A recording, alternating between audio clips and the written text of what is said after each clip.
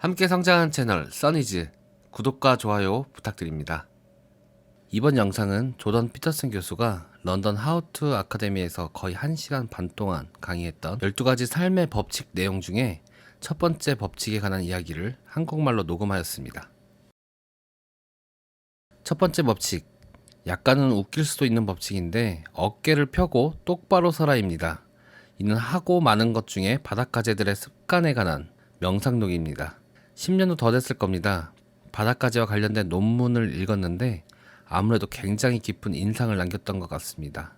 제가 심리학자인 게 참 좋은 이유 중 하나는, 이유는 많지만 저는 정신분석 이론가 위대한 임상이들을 정말 좋아해 왔습니다. 행동주의자들도 말이죠. 그도 그럴 것이 프로이드, 융, 애들러, 칼 로저스, 아브라함 매슬로, 스키너 같은 행동주의자들, 인지행위. 전 임상이들의 글을 읽으며 무척이나 많은 것을 배웠습니다.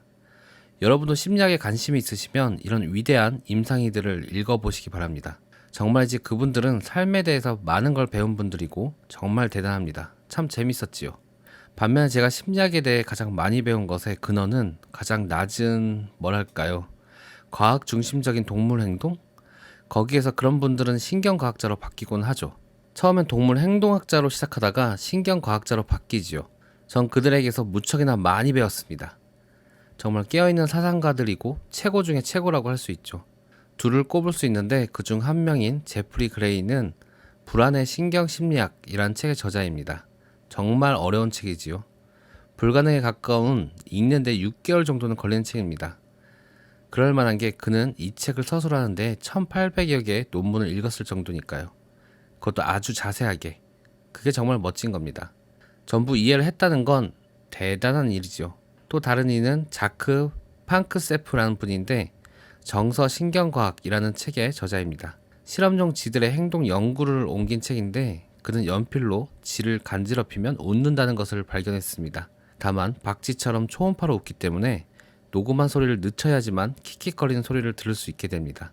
아마도 여러분은 왜 연필로 쥐를 간지럽히는 연구 따위에 시간을 허비하나 싶겠지만, 자 보세요.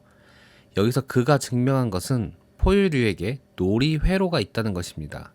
이를테면 뒹굴며 몸싸움 놀이를 하는 데엔 정신생물학적인 근거가 있다는 것입니다.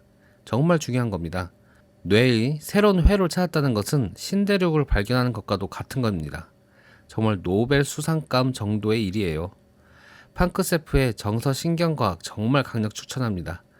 또 제가 아는 책 중에 12가지 삶의 법칙이라는 책도 있는데 찾아보시길 바랍니다. 하하.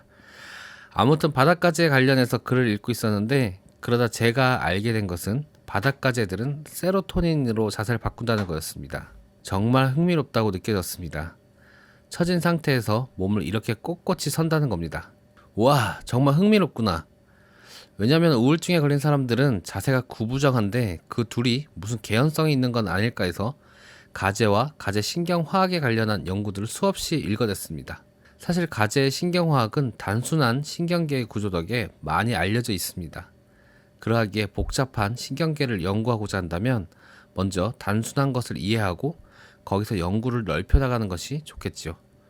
거기서 알게 된 것이 세로토닌은 사람과 마찬가지로 바닷가재의 상태 감정 조절과 자세를 지배한다는 것이었습니다.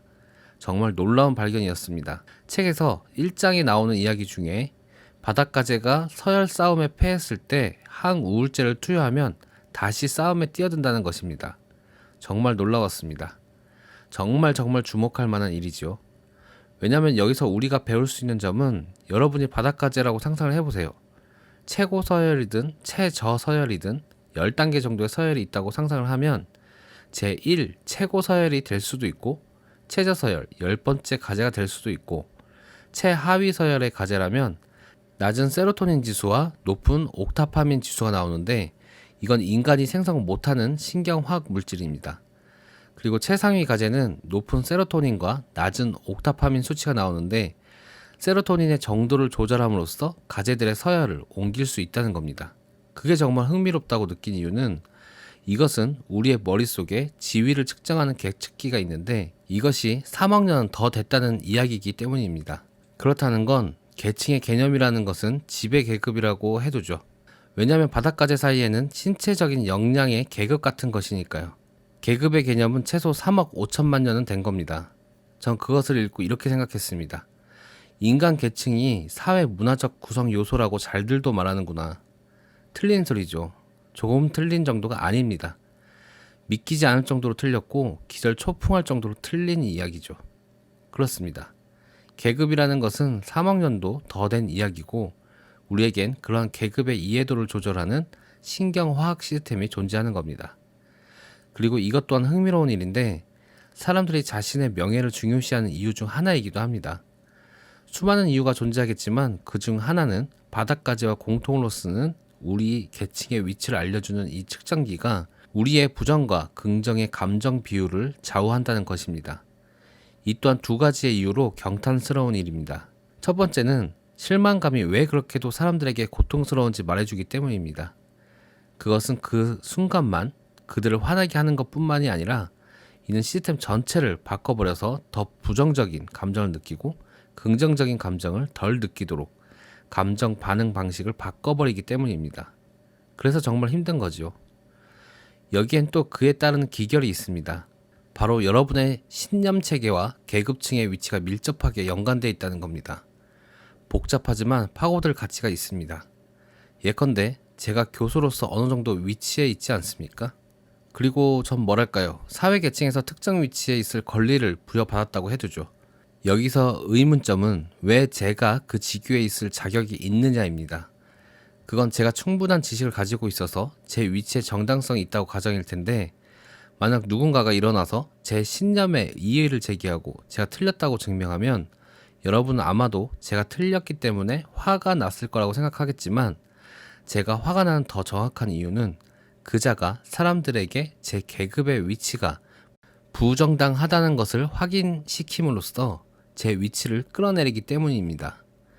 그렇게 하면 제 감정을 조절하는 신경화학 시스템을 망가뜨리게 됩니다.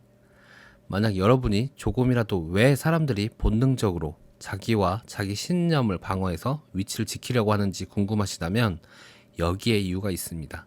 이는 이런 놀라운 일들을 잘 알려지지 않은 생물학적 사실을 통해 알게 될 수도 있다는 걸 보여주는 아주 좋은 예입니다.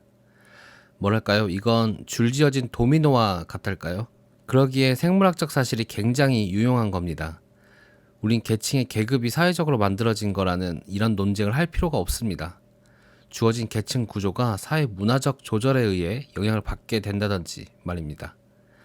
하지만 계층이란 건 우리의 뇌에서 계층을 감지하고 반응하는 부분은 나무를 인식하는 부분보다 더 오래됐다는 겁니다.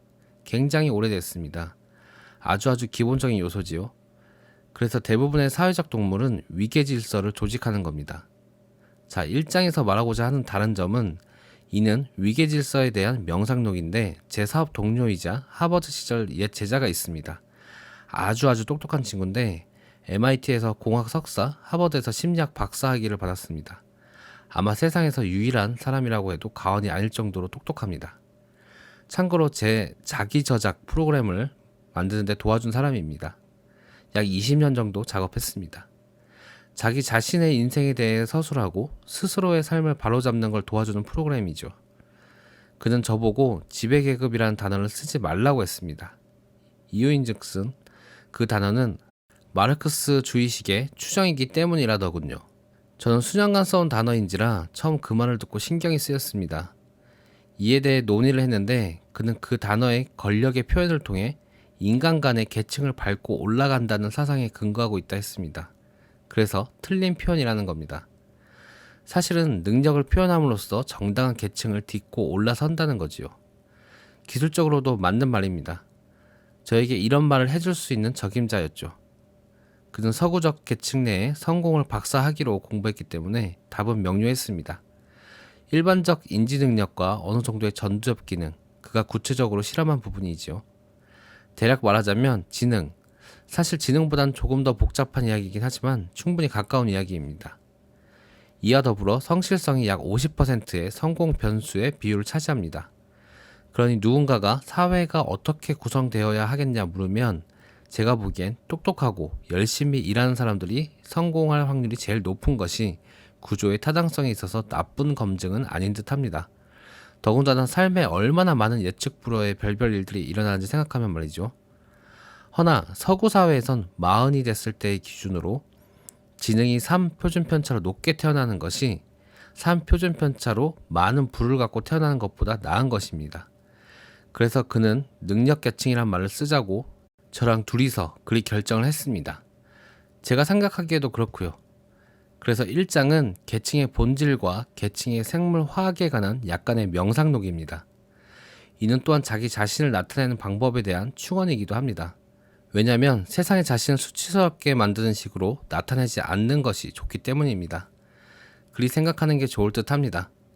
수치스럽지 않아야 하는 이유는 수치의 결과는 감정의 조절장애, 더 많은 고통, 더 적은 긍정심 등 때문이죠. 그래서 내 자신을 나타내는 최선의 방법은 당당히 일어서서 어깨를 쭉 펴고 공간을 차지하는 겁니다. 몸통의 정면을 드러내놓고 있으면 일종의 취약한 자세가 되겠지요.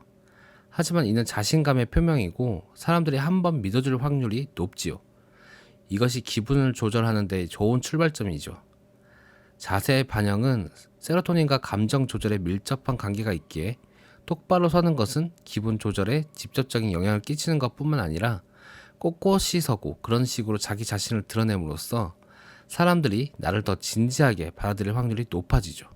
그렇다는 것은 사람들이 나를 10순위 가제가 아닌 1순위 가제처럼 대하기 시작할 거라는 겁니다.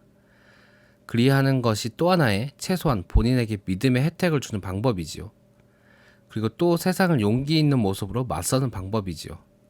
이는 또한 내 자신을 다단계의 능력 계층 내에서 구도를 잡아가는 방법이기도 합니다. 대개 성공의 비결은 자신이 두려워하는 것에 당당함과 용기로 맞서는 것이지요. 이는 일종의 보편적인 성공 전략입니다. 그게 제 1장의 내용입니다. 꽤 재밌지요. 제 대학원생들에게 이 가제 이야기를 해줬더니 저랑 아침을 먹으러 갈 때마다 굉장히 경쟁심이 강하고 화끈하고 위트 있는 친구들인데 항상 서로 엎치락뒤치락하며 서로 장난치고 했는데 나중에 가선 가제 집게들을 집어들고 이렇게 막 부딪혀가며 서로 장난을 치고 했더랬습니다. 참 특이하고 괴짜 같기도 하고 굉장히 웃겼었죠. 자, 이게 첫 번째 룰이고 두 번째 룰은 네 자신을 보살펴야 할 책임 있는 사람처럼 대하라입니다. 두 번째 룰은 다음 영상에서 만나요. 구독과 좋아요는 사랑입니다. 감사합니다.